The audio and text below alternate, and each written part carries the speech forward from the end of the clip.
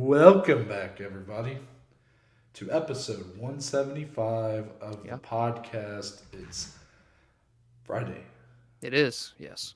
Friday, January 28th, 2022. How about it? We're here to give you guys the weekend preview edition. No UFC. No problem. Just as soon as they came back, Dom, the Lord giveth and then the Lord taketh away. Yeah. Little blue balling from the UFC this week. Speaking of the Lord, I hope he's doing all right today. I think me and the big man need to have a talk sometime soon. But until then, Dominic Lee, how are you doing today? I feel like you were outro in there for a second. I'm doing good, man. I'm just ready to get into this. It is a week, like you said, with no UFC, but we've got 2 cards to go over in the meantime and a debuting organization here in the States. It's going to be a fun one. We got some fight announcements. I'm just happy to be talking with one of my best pals in No B. How are you? Look, it feels like the UFC taking a week off and everybody else in MMA is kind of like opening up. They're coming back for the year. Time to make some moves. Yep. The big boys are taking a nap. Time for us to step our game up. PFL's like Uno. Then you got fucking Eagle FC like lick my balls, bitch. And then Bellator's like fuck both y'all. We got the title fight this weekend. Man. There's a lot was to go over. Interesting comparison. Yeah. Those are very descriptive words, Yes. Quite the wordsmith. So yeah, a lot to go over. Most of it not entailing the UFC, but you know what? It's kind of refreshing sometimes. Of course.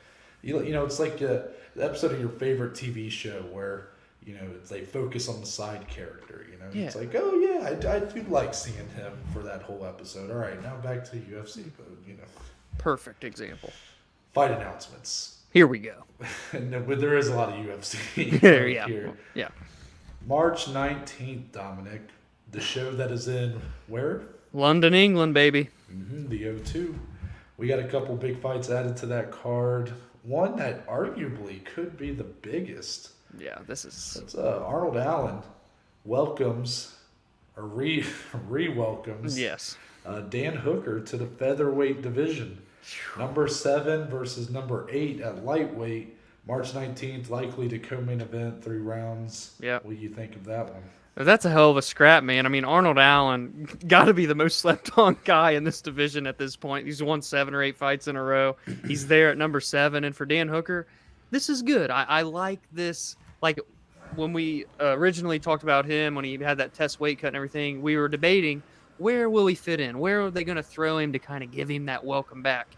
This is a pretty good spot, if you ask me. Yes, it's kind of a younger up-and-comer that's really surging right now, but Dan Hooker's been in there with so many great competitors that this is a super tough fight for Arnold Allen as well. I think these two are going to clash, and they're going to put on a show there in London. I love everything about this matchup. I do love the matchup. It's obviously fireworks, along with the other matchup announced for this card. I'll just throw it out there now.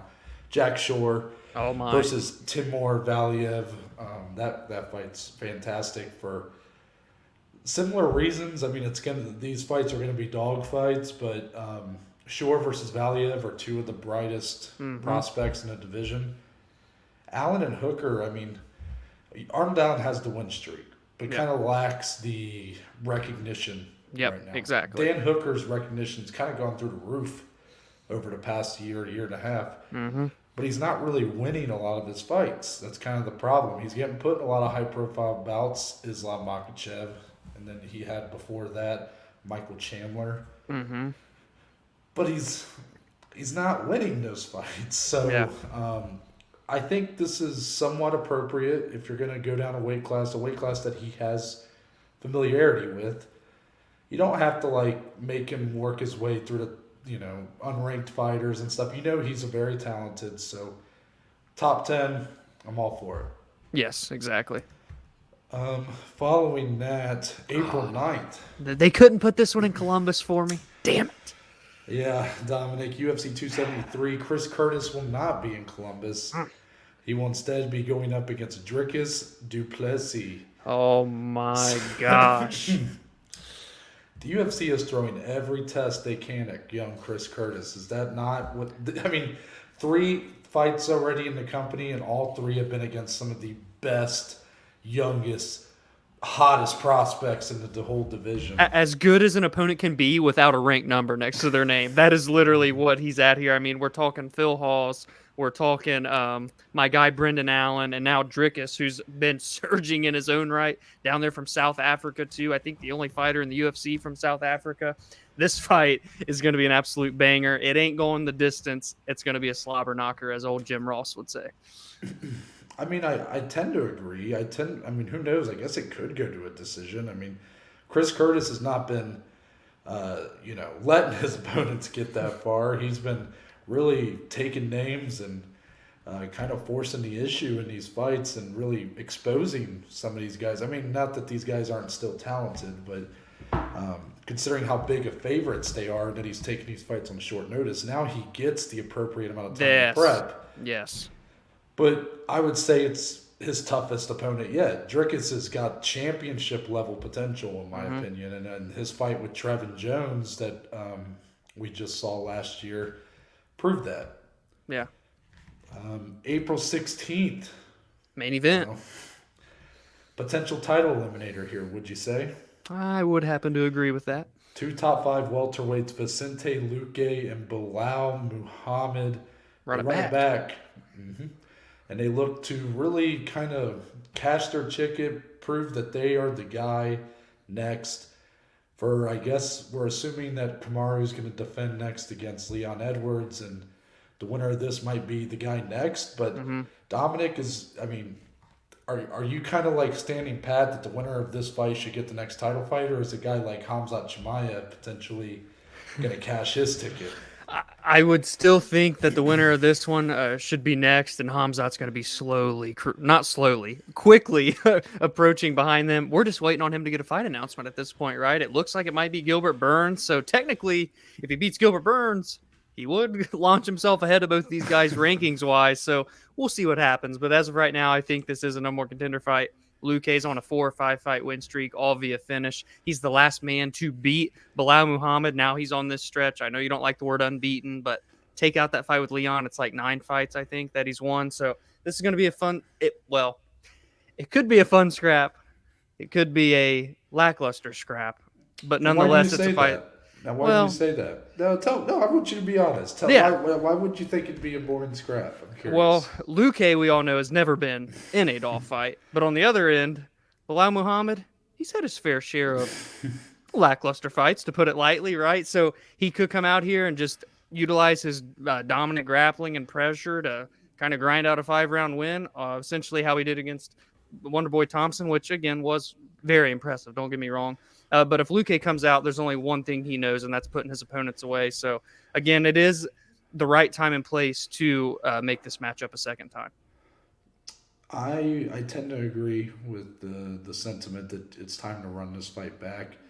You got both guys not really having a clear direction right now. You know, Luque's, we've been kind of waiting to see what's next for him after his win over Michael Chiesa, and he's been rumored for like Khamzat. Usman even was talking about potentially giving him a title fight because him and Ali felt like he was more deserving than Colby and stuff. You know, there was that whole debate. But none of that's happened. And now you got Khamzat looking like he's probably going to get a Gilbert Burns fight for the card that we might be talking about a little bit later. But while Belal is just kind of shot in here with nobody really expected him to. Yeah. I like to think I speak for the majority of MMA fans where I say I did not think he was going to beat Stephen Thompson. I just did not see especially the fashion in which he did it was. Yeah, I mean, I have not looked at Belal Muhammad ever and said this guy is going to fight for a title or he's going to be in a position to fight for a title. I've never valued him that highly. And here we are. But the win over Stephen Thompson showed a lot. So I think it's this is why it's going to be very eye-opening. I can tell you that much. Yes, exactly. May 7th, UFC 274. They did it, Noah. They did it. It looked. It's still TBD on the location. Yeah, not Brazil though, which is unfortunate. Wait, is that true? It's not Brazil? Yeah, it's not going to be Brazil, so it's just TBD. I had no idea. Well, the UFC lightweight title will be defended. Charles Oliveira looks to take on Justin Gaethje. Dominic, it feels pretty good to have an active lightweight champion again. Yeah, yes it does, man. And this fight is just so badass. I mean, we just talked about Charles when he defended against Dustin Poirier in December. Going to take a few months off here and then welcome back the next number one contender, Justin Gaethje. This fight is so sick on so many levels. We've even talked about the X's and O's already, but I don't want to get too much into it now, Noah, because it's quite a ways away. But damn, that matched with the fight we talked about on Monday with Glover and Yuri Prohaska being announced. Shit. I mean, that's going to be a pretty stacked card regardless of where it is. This is showing the changing of the guard for this division. Obviously, it's the most talent-stacked division potentially in the whole company. But it has been a division that has moved slower than molasses. And don't do that office reference, Dom. Nobody wants to hear it. So, it's just so kind of interesting to see the belt defended this much. Yeah. I mean, this is going to be the third time in a calendar year, or not a calendar year, I guess, the third time in 12 months. Yeah. And for Charles to be the guy that's in all three of those fights, the last time the belt was defended 3 times in a 12-month period was 2016. But I believe every fight had a new champion going into it. I believe, well, I could be wrong. No, I think it was RDA beat Cowboy. And then I think he lost to Eddie Alvarez. Yep. And then Eddie Connor beat lost Eddie. to Connor. Yeah. So I think that was what happened in 2016. Yeah. You can correct me if I'm wrong. But all I know is that it just feels very refreshing for this division that's been so talent stacked. It's almost been so stacked to its detriment. Yes. All these egos and people feeling like they're bigger than a certain fight or bigger than the promotion or whatever it might be, a lot of contract stuff, fighter pay. It feels like this division's never quite been able to focus on just the talent in the octagon. You always have like something going on outside of it. And Oliveira versus Gaethje, I mean, it's these guys just, they do nothing but get bonuses. Yeah. Performance of the nights, fight of the nights. Oliveira a chance to really cement himself as one of the best lightweights of all time, and Justin Gaethje with the win not far behind either. Yeah. So yeah. It's a fight for legacy for sure. Yeah, that fight's so sick. Can't wait. Moving on, just a few things that we missed before we get into the fights for the weekend. Start with the PFL. That's right. PFL have announced where they're going to next, and they are staying put. ESPN. ESPN Plus will be the home for the PFL for this next season. Now, Dominic, are you surprised by this? Are you happy about this? What are your thoughts kind of about this decision for the PFL? Not too surprised. I mean, again, I'm not like in their front office or anything, but if you're going to have your fights aired on a network, what better than ESPN, right? I mean, it's the worldwide leader in sports at the end of the day. So it's a great thing for the PFL. They're doing this Challenger series on Fubo TV. Fubo TV is a bit expensive for my budget right now, so hopefully those fights can carry over and be put on like ESPN Plus the next day. Anyways, they're going to do like 7 or 8 events. Their playoffs are going to start in April, I believe, on ESPN, the PFL. So it's exciting, man. Good for them. I know it's a multi-year deal, if I'm not mistaken. So the PFL is here to stay for a little while on ESPN. Yeah, as long as we cannot have these events be paced like a Lord of the Rings movie. Well, yes. Then I Key factor. Very happy. Yeah, I mean, we ain't trying to make the next Godfather here, okay? Let's get to the next fight, all right? Right. But no, I'm happy with this decision. Really, I guess I didn't care all that much. I mean, I cared, but wherever they went, I would have been probably said, oh, this is exciting, or I'm happy for them, or whatever. But I'm glad it's, I already have ESPN Plus. So right. My lazy ass can just put it on the same streaming service We're already the set. UFC for. So I'm all good there. Kind of ashamed about the Challenger Series. I didn't know that for Go TV. Maybe I'll invest in it. I don't know. I have a buddy that literally on a weekly basis updates me on Fubo TV stock Oh, nice. and tells me Nice. to invest. And I think it's gone down almost every time he's updated me. So the weight of Fubo is on the PFL. yeah, so I don't know. That might be enough to just make me buy it for a couple months just to watch those cards. I don't know. I don't know if I'll really. I like watching those kind of cards. It's like the Contender Series. Exactly. That's why I'm excited. Yeah. But yeah, we'll see. I guess as it gets closer. I do want to touch on one thing before we move on because I think there's another story within this. Ooh, a little Easter egg, huh? So you saw like the little trailer or whatever they put out that was like, "Hey, we're staying with ESPN." Mm-hmm. Very prominently featured in this said video was Kayla Harrison. Now, some of you might go, "Well, of course, she's the most dominant fighter in the promotion. She's probably the best fighter the promotion's ever had. Why wouldn't they feature her?" Well, if there was a belief that she were to be leaving, that'd be risky. You may not want to heavily feature her so much when it really wouldn't be to your benefit. Right. So, Dominic, is this a sign that maybe that it is a done deal that she's coming back, or is this just kind of looking into nothing? I think it's a little bit of something. No, I mean we talked about. I think this was also on Monday's episode where Ariel said it was all but done. That it looks like she's going to re-sign with the PFL. Kayla Harrison, that is. They're putting her in their promos that they re-sign with ESPN. She's the face of their company at the end of the day. So this could very well just be that final nail in the coffin before we get some breaking news. Also, Dominic, Jake Paul is making headlines again, and as much as I want to, I really wasn't going to put this in today's episode, but I think it's at least worth mentioning. Yeah. Everybody wants to know, Dominic, is Jake Paul investing in Endeavor? That is the UFC's parent company. What does this mean, Dominic? Is he going to be going to board meetings and sitting next to Dana White and making decisions on fighter pay?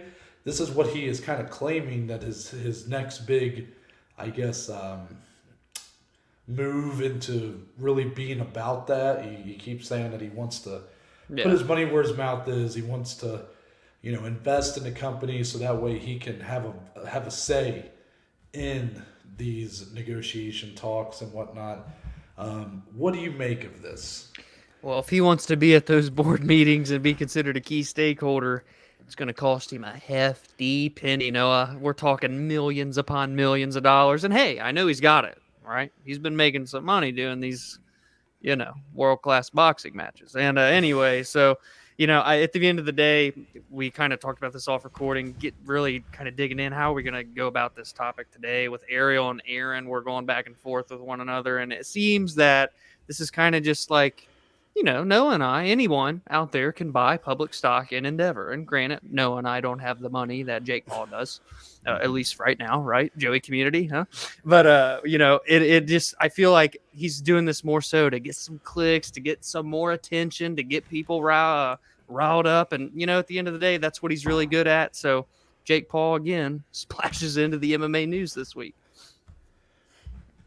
Yeah, I don't care about this. This is such a non-story.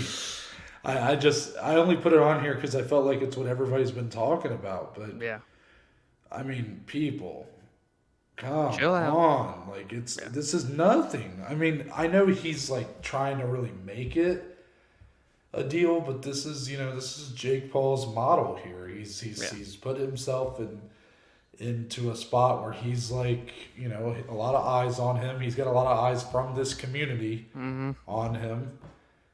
So he's making use of that. He's hyping up his investment, and it might be a huge investment, but it's not just a few million isn't gonna get you some say, and isn't gonna change the fabric of the company as we know it. I mean, you guys can say all you want. Oh, I appreciate Jake Paul for bringing light to these topics and whatnot. These topics have had plenty of light shined on them for years. They didn't need Jake Paul to say anything for them to be taken seriously by people. With that being said, this isn't going to change anything. Nothing. So the sooner that can be understood, the sooner we can just stop talking about this, because it's not a big deal. It's just not. Amen. I mean, this isn't like a hating on Jake Paul thing. I mean, he can invest his money however he wants to. I'm sure that, Endeavor stock, I'm sure it makes some good money, some good dividends on that thing. But as far as his, him saying that what he's doing this for is really just trying to bait. I mean, he wants people to kind of talk about it, to, like you said, he's trying to get those clicks, whatever. He's great at it, so it's worked. Right. But look at you guys. Look what you guys have made us do. We're talking about it now. Yeah, but, we feel disgusting. It's a non-story. On to the third and final. Last one, Dominic. What do you make of the UFC apparently just hours prior to Francis Ngannou's main event against Cyril Gane? Apparently, UFC officials reached out to Francis Ngannou's team to let him know that they were, or I guess threatened him with a lawsuit for some apparent talks that Ngannou's team had with the aforementioned Jake Paul's team. Now, does this just add fuel to this fire that's been burning and building over the last few months and really seemed to get steaming hot last Saturday? Does this just add to that? Oh, yeah, it's real dirty. It's real nasty right now. No, this is like a WWE storyline that we're building here at this point. It's crazy. Obviously, if this is all true, which I'm not saying it isn't true by any means. I do believe everything about Francis's team, and there are a bunch of respectable players in that camp. But the fact that this potentially happened the day of, the biggest fight arguably of Francis's career, especially with the contract stuff going on behind the scenes, is just astounding to me. I hope it doesn't actually play out to anything too crazy. I know you said it was kind of like a threat more than anything, and hopefully that's all that it stays with. And again, it could just all be more negotiation tactics by the UFC at the end of the day to try and put a little bit of fear into Francis Ngannou and his team's eyes. But I'll tell you right now, Noah, Francis Ngannou and his team have not backed down, not given an inch. So we can all agree or come to that conclusion that this is just negotiation tactics, or it's just, they're trying to get this at. But I mean, this is the promotion that's supposed to promote him. Yeah. I mean, is this not kind of like a bigger deal? Oh, it's a big deal. I mean, we're talking about it like it's, UFC and their negotiation tactics. Fuck that. This is your heavyweight champion. Yeah. I understand business is business, and business gets dirty sometimes. It's dirty. You're literally a fight promotion. Your job is to promote the fighters. If these talks are really going on, I'm not saying that you're not in your right to send this, to say cease and desist or whatever. Yeah.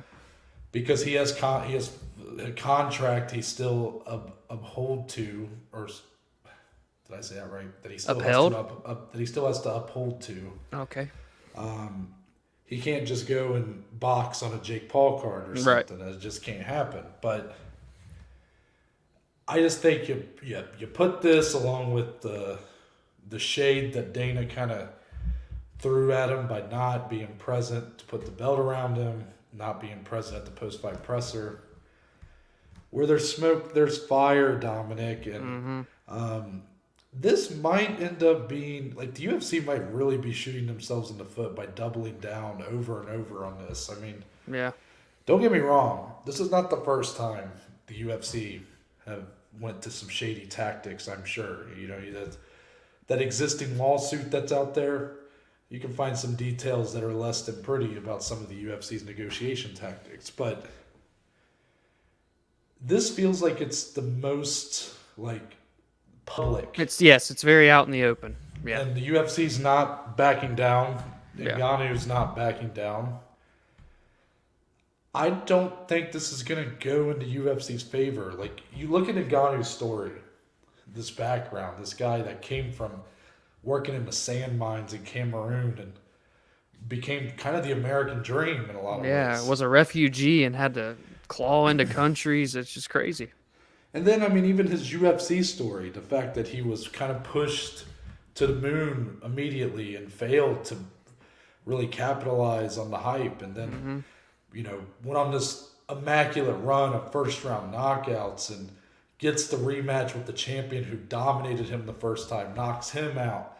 Then, here against Gane, his toughest test to date, with a torn MCL and a damaged ACL, he wrestled him to a victory. Yeah. I mean, these are kind of stories that Hollywood can't write. Yeah. So it's easy to support a guy like Ngannou. For all we know, maybe he's the worst human being in the world. Maybe he goes out in his free time and just punts orphans into the space.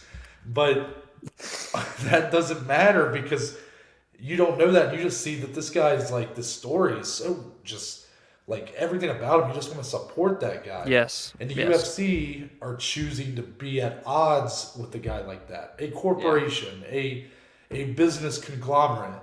Yeah. Those aren't exactly the heroes in most movies, the corporation. So this could really blow up in their face. Because, I mean, it's really these...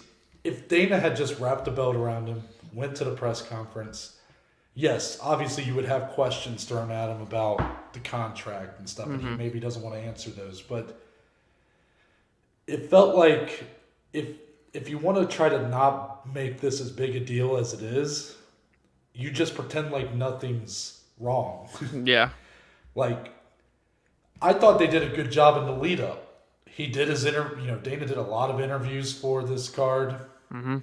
He didn't talk shit about Ngannou. Not at all. I mean, yes, he said, yes, we do. We'd like to come to terms on a new contract, blah, blah, blah. But he said this is, one of the hardest hitting heavyweights of all time and stuff. Yep. I mean, he did a good job promoting the fight. And then fight night hits, and all of a sudden, like, the UFC's Twitter page isn't posting anything about the fight as it's going on. It's just a lot of weird stuff, man. Yeah, and it's so ugly, too. And again, when you look at a guy like Ngannou, you mentioned his story and the way that he fights in the octagon and his physique. I mean, the marketability behind this man is second to none. So, obviously, we just hope that they can come to terms, and good terms, for both parties. So. Let's go on to Bellator 273. Here we are. Correct? That's right. 273. And this is the fight that I said once, and I'll say it again. This is the, you're in the car with your mom, and you're like, Mom, I want Ngannou versus Gane. And she goes, we got Ngannou versus Gane at home. Ryan Bader looks to defend his Bellator heavyweight title against the interim champion, Valentin Moldavsky. Dominic, to my surprise, I looked up some odds for this fight. Valentin Moldavsky, nearly a 3-1 favorite. Damn. Really? And I understand Moldavsky's got the winning streak, and Bader has not been on the best of runs in his last few fights, but I've never seen odds that lopsided for a champion. And I'm curious, do you feel like that's earned, or do you think that this is a closer fight than it appears? I mean, don't get me wrong. To me personally, I'm all for that momentum that Valentin Moldavsky's had. I mean, again, he's undefeated in Bellator. He's the interim champion for a reason. He's younger than Bader.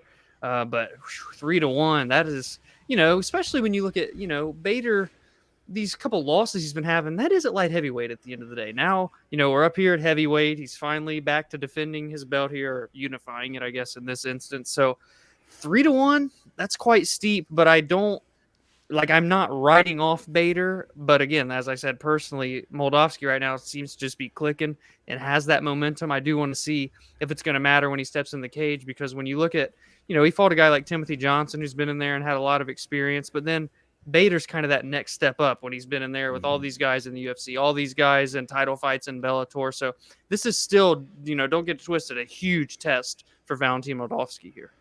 Well, the problem I'm having is that Valentin Moldavsky's sort of coasted his way to a lot of victories. It's mostly decisions in Bellator. Not a whole lot of big takeaways. None of those performances that leave you kind of with your jaw on the floor. Like, this guy is the future Yeah. of the Bellator heavyweights. Not that Bader has necessarily done that either, but the fact that he was a 2-division champion, he has had some very good finishes in his Bellator career. Yes, he's not maybe at his peak anymore, or maybe he's just on a slump. Mm-hmm. But you're right. I think there's something to be said that was at a different weight class. Now, it might be the weight class he's more of a natural at. He's definitely going to have a big size discrepancy here against Moldavsky, who I believe fills out to that 260, he's big boy, 265-pound frame. Yeah.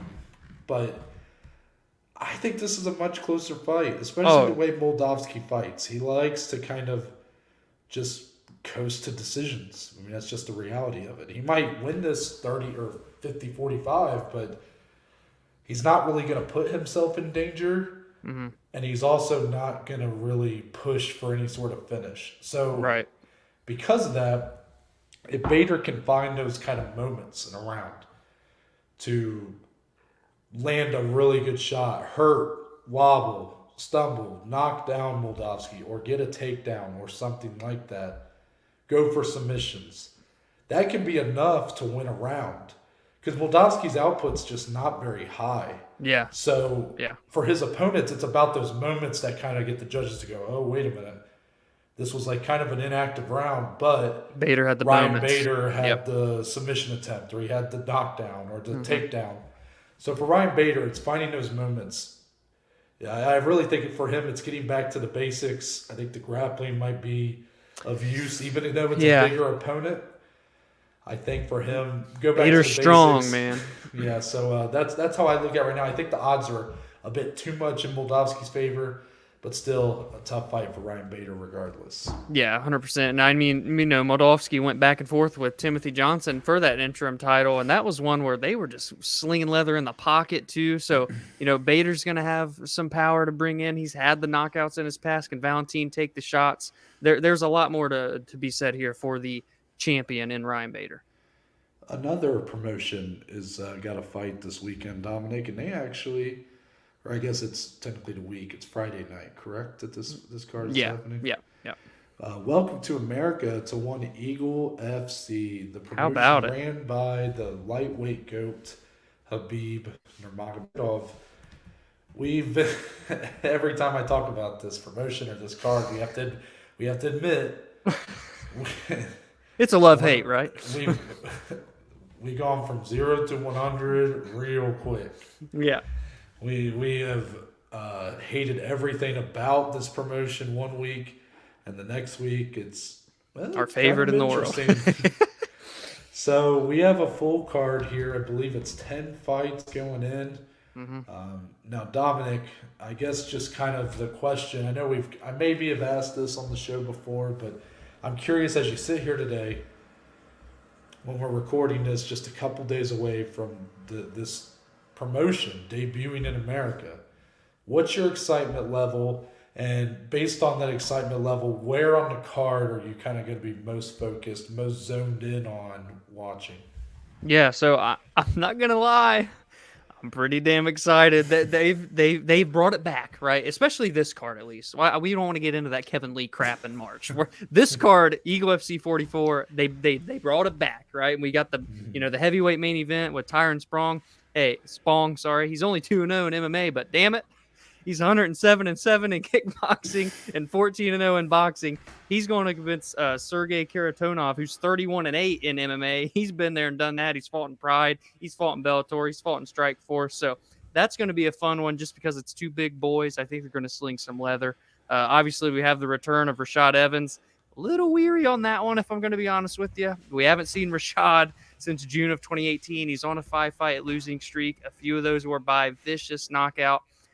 But it is a semi-favorable matchup, at least, against Gabriel Checo. We got Ray Borg coming back in action after his UAE Warriors appearance. You look like you wanted to say something. Sorry. Oh, no. I just was making faces at the... I don't know if I don't know if I can say Rashad Evans has an opponent that is favorable. Yeah. Gabriel Checo, he's not like a remarkable opponent, but He's 35 years old, but Rashad Evans has been inactive for the last few years. So I know, man. And when he was active at the end, it wasn't very pretty. So, I mean, it's just kind of hard to tell right now, you know?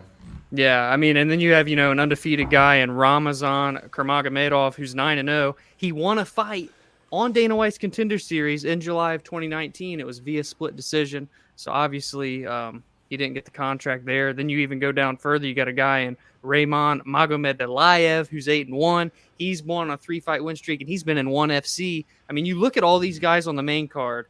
There's been plenty of them that have had 8 fights in the UFC, 14 fights in the UFC, 7 in the PFL. Like, while they're all debuting for Eagle FC, they've been there and done that in all these other promotions. So for what it's worth, I do give credit to Eagle FC in that aspect. So I guess the whole main card is what you're excited about. I guess I didn't pick one specific fight. I just thought it was so interesting when I was digging through and I'm looking at these guys, even like a John Howard. I'm like, oh shit, he fought 14 times in the UFC, 7 fights in the PFL. I'm pretty sure he was Uriah Hall's debut fight. He beat Uriah Hall. Yeah, it's crazy. That was when Uriah Hall was like, oh, this guy's the next Anderson Silva, or the guy to take down Anderson Silva.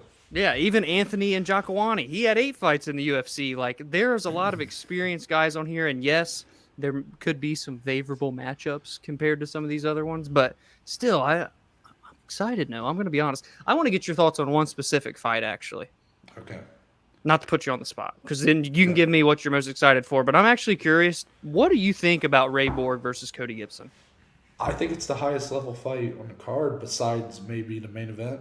And maybe like the best matchup, kind of? Like I think overall it's probably the fight that I think we should be most invested in. I mean, Cody Gibson had he had a UFC run where he went, I think, 1-3. Yeah, he had 4 fights. He's 34 or 35 now, but Ray Borg is still, he's still very talented. Obviously, his UFC run's kind of remembered for some of the wrong reasons. But he seems to kind of improve some things in his life mentally. He looked very good in his appearance at UAE Warriors. I will say, to Cody Gibson's credit, coming off a win over John Dodson. Yeah. Even though Dodson's not in UFC anymore, Dodson's still a good fighter. So to me, it's the highest level bout outside of maybe the main event. So I think it's the one that, Ray Borg gets a big win. I mean, who's to say he can't come back to the UFC at some point? Yeah, well, I mean, and he's still only 28 years old. Like, I know he had his issues down at flyweight. This one's at bantamweight, so that's kind of a whole nother tier to add on to it as well. But yeah, I was just curious what you thought about that, and then go off and tell me your other excitement levels for this card. Even though they're complete mismatches, I see Dagestan, I watch. I mean, that's just where I'm at this point. Yeah. Ramazan, Kurmagomedov, and Raymond, it's probably more like Raymond. Yeah, Raymond. Magomedaliev. Yeah. These are 2 guys that look like complete studs. I actually didn't know that about Ramazan. I didn't remember him from the Contender Series, so that's interesting, which maybe doesn't bode well for how good he is. But I think here you're getting 2 favorable matchups at this point. But even though, look, the experience level is going to be in favor of guys like John Howard, who've been doing it a long time. And, and John Howard's not on some big losing streak either. He's just kind of always been a guy. He's kind of the Michael Johnson of his weight class. Yeah, I like that. Just a guy that, he can beat guys that you expect him to lose to, but then he'll lose to guys you expect him to beat. Right. So here I'm expecting him to lose. And what's going to happen, But I do think that this is kind of being set up for both those guys from Dagestan to put on, highlight reel performances. And I just want to – I can't – even though I don't usually like that kind of matchmaking, I can't deny that, that's not going to have me invested in watching. Right. There's some other fights on here that are interesting, even on the prelims. Well, yeah. Jorgen De Castro, I'm interested in seeing how he kind of bounces back. Loic Radzhabov. Yep, he was the runner-up for the welterweights in PFL this past season. So a lot of good fights. I think the main event is very good. Shout out if you guys haven't seen the trailer, the hype video. Hey, Eagle FC's got a big budget over there. I'll tell you that. Eagle FC went full Grand Theft Auto Vice City. Yes.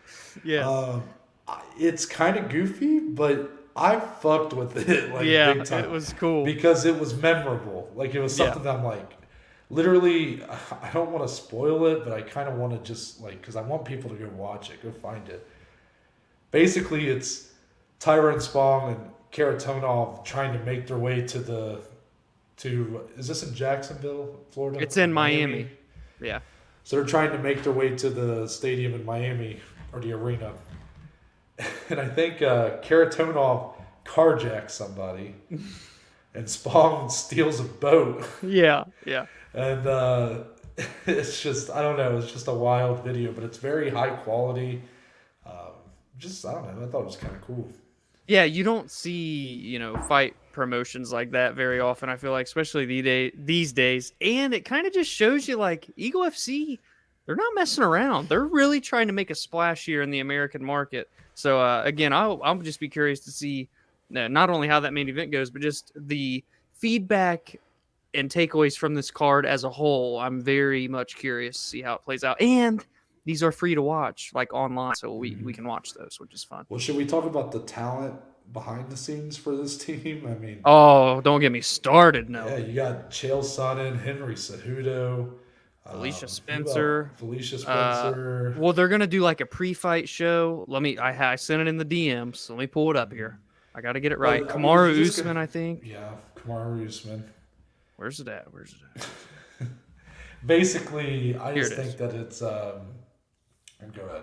I'm just going to It was just... Habib's going to be on it. Kamaru Usman, Henry Cejudo, Chael Sonnen, and then obviously Henry Cejudo and Felicia Spencer are doing the commentary itself, if I'm not mistaken, for the fights. And that's all just going to be a pre-fight kind of show thing, which is really cool. They're investing into their analytical work, which makes the production of a show that much more high quality to me. Yeah, so I mean, you got that kind of talent behind it. This really isn't going to feel like we were considering doing this as a regional showcase, but I just don't think, I think it's a step above that. It feels a little bit bigger. At least this show does, for sure. Yeah. We'll see how way. Exactly. Let's get into the rest, and really it's just one more fight to talk about, but I thought it was worth mentioning the co-main event for Bellator 273. Benson Henderson, the former UFC lightweight champion. Yes, lightweight champion. Yes. He goes up against Islam Mammadov, 6 versus 7. Dominic, Benson's not been on the best of runs as of late. I believe he's lost 3 straight. Yeah.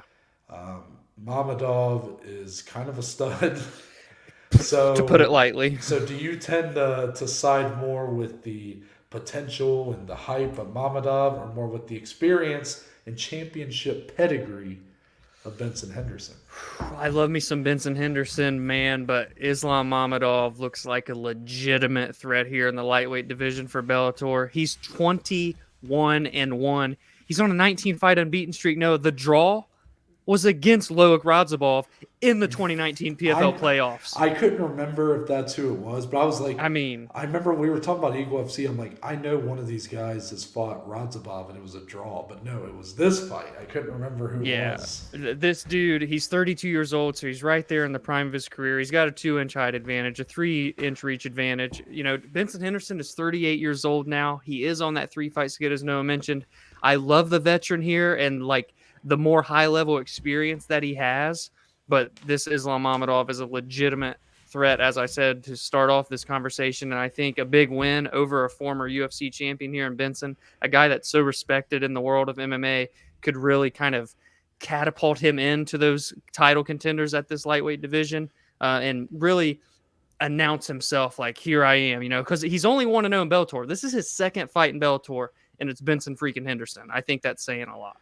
That does say a lot. And maybe it also says a lot about where Benson Henderson is. It may be the end of the road, yeah. But Henderson's had a really weird Bellator career. If you remember when he first left the UFC, I believe he dropped 3 of his first 4 fights in the promotion. Yeah, he's 5-6 in total. And then had a 4-fight winning streak, but then has dropped 3 straight or something like that. So you do the math, you guys. Right. But so he's had this weird career where it's the middle, it's sandwiched with a lot of losses, but the middle part was good. So it's was he ready to bounce back and go on another 3-fight winning streak? I have no doubt that Henderson is still fully committed still in good shape. But at 38 years old, you just kind of get the sense that maybe it's just over the hill and maybe he's just not the guy he was when he was fighting for a UFC title, you know? Yeah, exactly. But that's going to wrap it up for this weekend preview.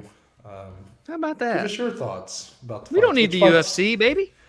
Yeah, which fights are you going to be watching? Give us your thoughts on all those fight announcements. We will tell you how to do that momentarily. Until then, or wait. We'll see everybody again on Monday, yeah, right? So Monday we'll be back. I was thinking if next week was a 3-episode week, but I don't think so. Not yet. No, so we'll see you guys on Monday. But until then, Dominic, tell the good people where they can find us on social media.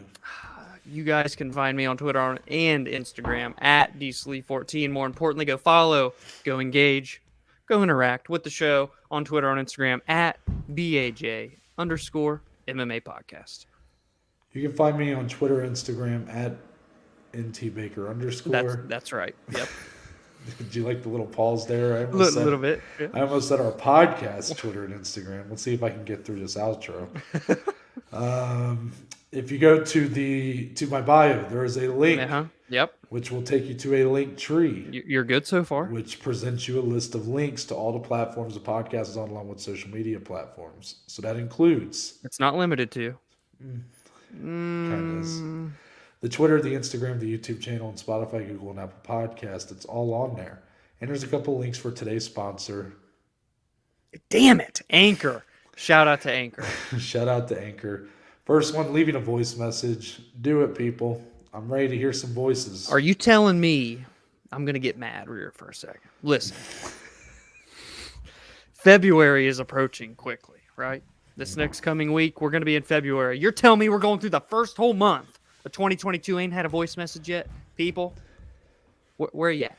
Where are the real ones at? Call us Randy Orton, because I want to hear voices in my head. There's also a link on there if you want to become a supporter of the podcast. That just provides us with a few dollars a month. All that money goes back into improving the quality of the podcast. But that's it. We're out. And we'll see y'all on Monday.